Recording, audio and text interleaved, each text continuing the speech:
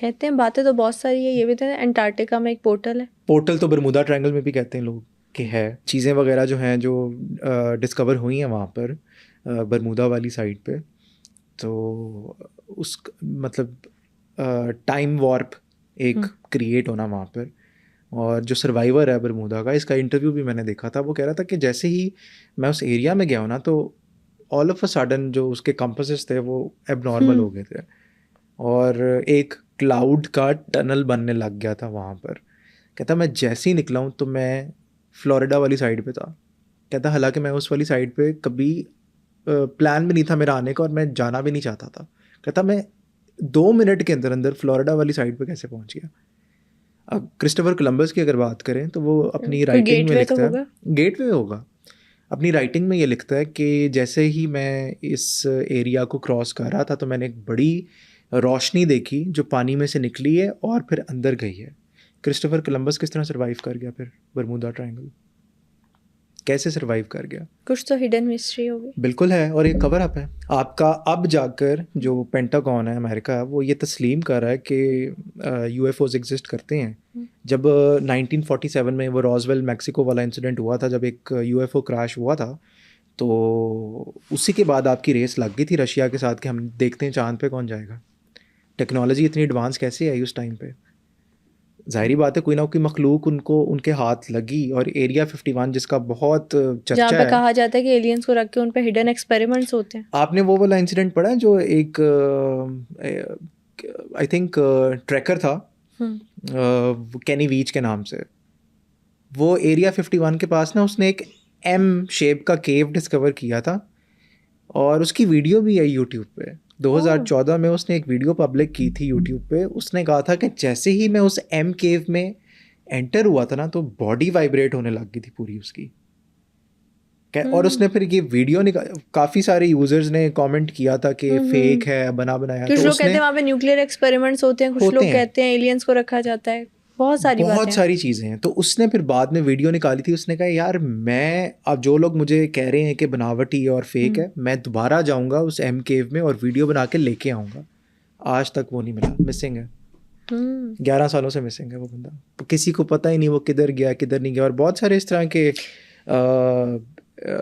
Trackers हैं जो उस डेजर्ट में गए हैं एम केव सर्च करने के लिए। एम केव का नामो निशान ही नहीं है। अच्छा, अभी आपने ना मिसिंग का वर्ड यूज़ किया, तो मुझे एक और जिसके बारे में उसको कह रहे कॉन्स्पिरेसी है कि लोग कहते हैं कि जो मिसिंग पर्सन्स का केस होता है वो भी जो होता है, कुछ सीक्रेट सोसाइटीज़ जो है उन मिसिंग पर्सन्स को ले जाती है ताकि उन्हें अपना मेंबर बना ले। ये जो मीडियम है ना मिसिंग पर्सन्स वाला, ये बड़ा सैचुरेटेड है, क्योंकि कुछ लोग अपना ख़ुद भी गायब होना चाहते हैं। मतलब अपनी आइडेंटिटी पुरानी वाली लूज़ करके एक नई आइडेंटिटी के साथ एक नया स्टार्ट भी लेते हैं कुछ लोग। कुछ लोगों को किडनैप किया जाता है डिफरेंट पर्पसेस के लिए, और कुछ लोग वाकई ही मिस्टीरियस तरीके से जो है वो गायब हो जाते हैं, जिसमें आपका ये सुपर नेचुरल एलिमेंट जो है वो ज़रूर ऐड हुआ होता है।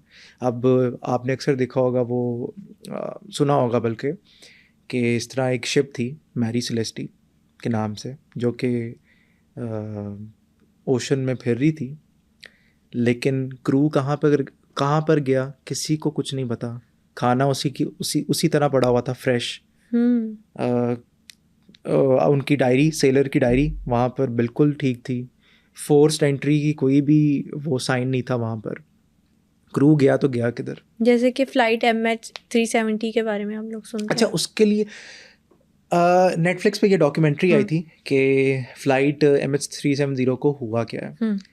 तो उसमें बहुत सारी चीज़ें इस तरह की थी, जैसे एक फॉर एग्जांपल एक जर्मन पैसेंजर विक्टिम जो था, जिसकी बीवी और बच्चे उस प्लेन में थे, उसने कहा कि मैंने जर्मन इंटेलिजेंस से पता करवाया तो उन्होंने कहा कि अमेरिका को पता है ये किधर गई है फ़्लाइट। क्योंकि देखें उस फ़्लाइट पर तकरीबन 12 चाइनीज़ साइंटिस्ट थे, जो कि एक ऐसी एडवांस टेक्नोलॉजी लेकर जा रहे थे चाइना, और इस चीज़ का किसी को भी इल्म नहीं था कि वो टेक्नोलॉजी है क्या।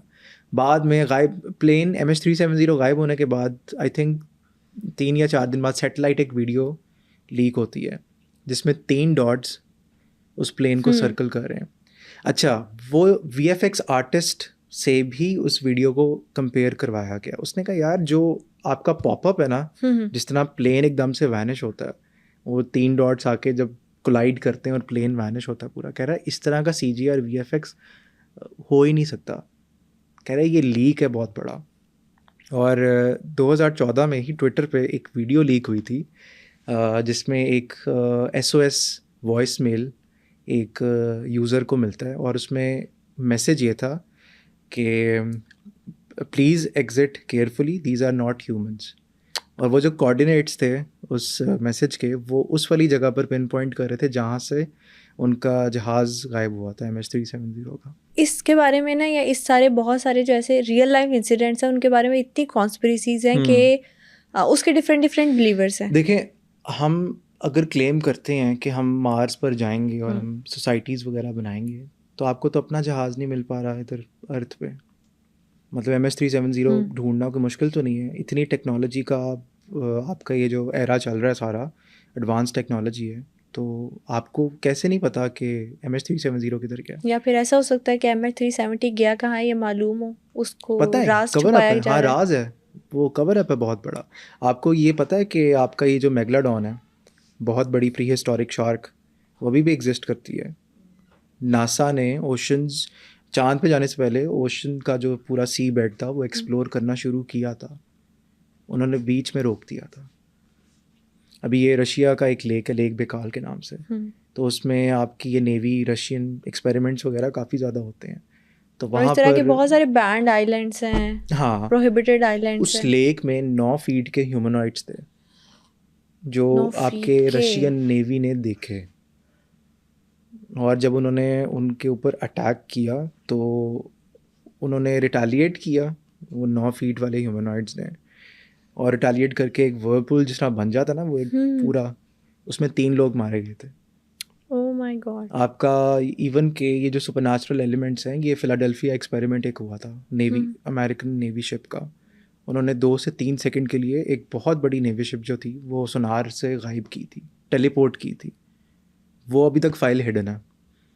और जब वो 2 से 3 सेकंड के लिए टेलीपोर्ट हुई थी ना, तो जो सेलर्स थे, कुछ का दीवार जो सर था वो मेटल की जो दीवार थी उसके अंदर गया हुआ था, कुछ बिल्कुल साइकोटिक हो गए थे, और कुछ को वॉमिटिंग वगैरह, नोजिया वगैरह हो रहा था। तो ये सारी चीज़ें हुई हैं तब जब 1947 में आपका वो रोजवेल इंसिडेंट हुआ था, जब UFO क्रैश हुआ। उसके बाद से ये वो टेक्नोलॉजी और वो कंपटीशन अमेरिका का रशिया के साथ वो ज़्यादा स्टार्ट हुआ।